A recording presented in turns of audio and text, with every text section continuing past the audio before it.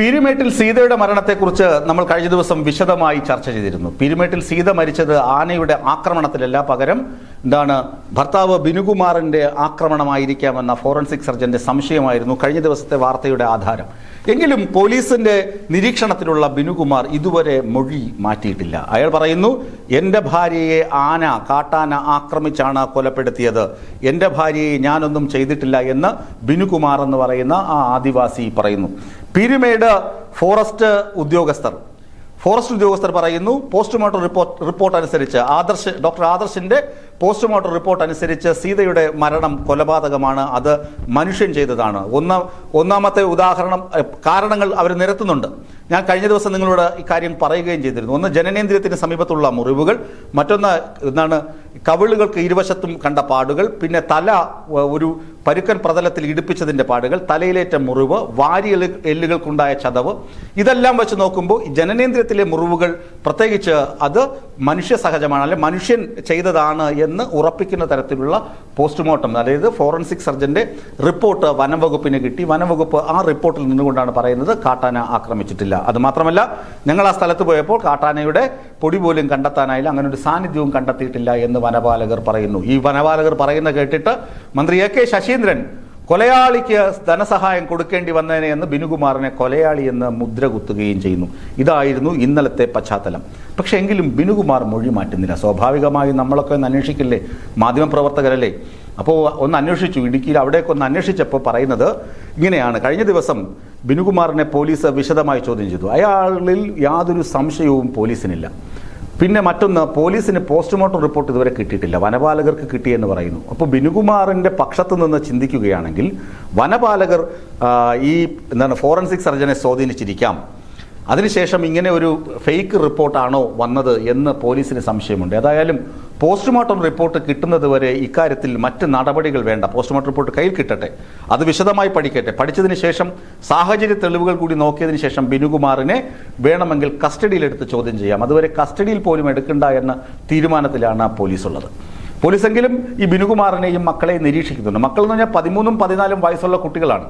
അവരും ഇത് കണ്ടിട്ടുണ്ട്, അവർക്കും അറിയാം, ആനയുടെ സാന്നിധ്യം അവർക്കും അറിയാമെന്ന് ബിനുകുമാർ തറപ്പിച്ച് പറയുന്നു. അതുകൊണ്ട് ഇനി കുട്ടികളെ മനഃശാസ്ത്രജ്ഞന്മാരുടെ, സൈക്കോളജിസ്റ്റിന്റെ സഹായത്തോടു കൂടിയായിരിക്കും അവരെ ചോദ്യം ചെയ്യാനിരുന്നത്. അല്ലെങ്കിൽ പോലീസുകാർ ചോദ്യം ചെയ്യുമ്പോൾ ഒരു പക്ഷേങ്കിൽ കുട്ടികൾക്ക് മറ്റ് ടെൻഷനൊക്കെ ഉണ്ടാവുകയാണെങ്കിലോ എന്നൊരു ഭയം പോലീസിനുണ്ട്. അതുകൊണ്ട് ഈ ചൈൽഡ് സൈക്കോളജി അറിയാവുന്ന ആളുകളുടെ സാന്നിധ്യത്തിലായിരിക്കും കുട്ടികളെ വിശദമായി പോലീസ് ചോദ്യം ചെയ്യുക എന്ന വിവരങ്ങളും പുറത്തു വരുന്നുണ്ട്.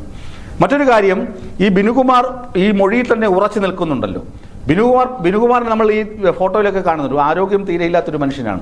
പിന്നെ മറ്റൊരു ആരോപണം വന്നത്, വേണമെങ്കിൽ വനം വകുപ്പ് കൊടുക്കുന്ന അടിയന്തര ധനസഹായമൊക്കെ വെട്ടിക്കാൻ വേണ്ടി ഇങ്ങനത്തെ കൊലപാതകം, വനത്തിനുള്ളിൽ നടക്കുന്ന മരണങ്ങളെ വന്യമൃഗ ആക്രമണം എന്നൊക്കെ വ്യാഖ്യാനിച്ച് വേണമെങ്കിൽ വനം വകുപ്പ് കൊടുക്കുന്ന അടിയന്തര ധനസഹായം 5 ലക്ഷം, പിന്നീട് കൊടുക്കുന്ന 5 ലക്ഷം, അങ്ങനെയൊക്കെ ആ കാശൊക്കെ കിട്ടാനുള്ള സാധ്യത കൂടുതലാണ്.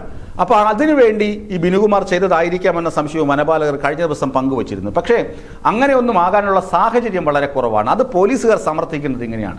കഴിഞ്ഞ ദിവസം ഈ സംഭവം നടന്ന തോട്ടപ്പുറം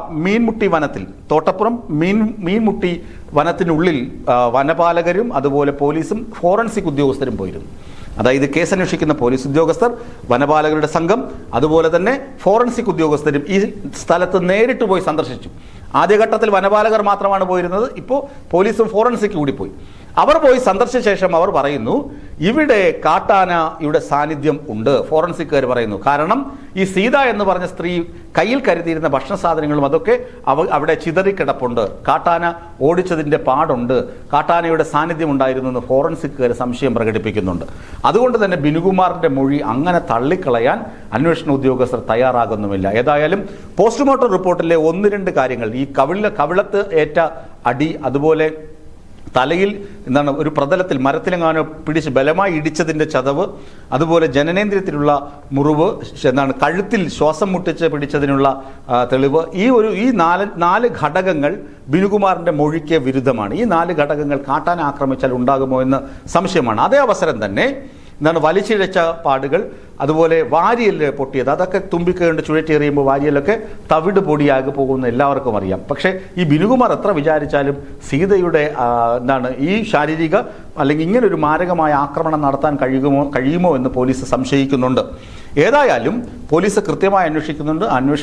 അന്വേഷണത്തിൽ നിന്ന് പോസ്റ്റ്മോർട്ടം റിപ്പോർട്ടിൻ്റെ വിശദമായ വിശകലനം ഉണ്ടാകും. അത് കഴിഞ്ഞിട്ട് ഫോറൻസിക്കിൻ്റെ വിശകലനം ഉണ്ടാകും. പിന്നെ ഈ ബിനുകുമാറിൻ്റെയും മക്കളുടെയും മൊഴി കൃത്യമായി പരിശോധിക്കും.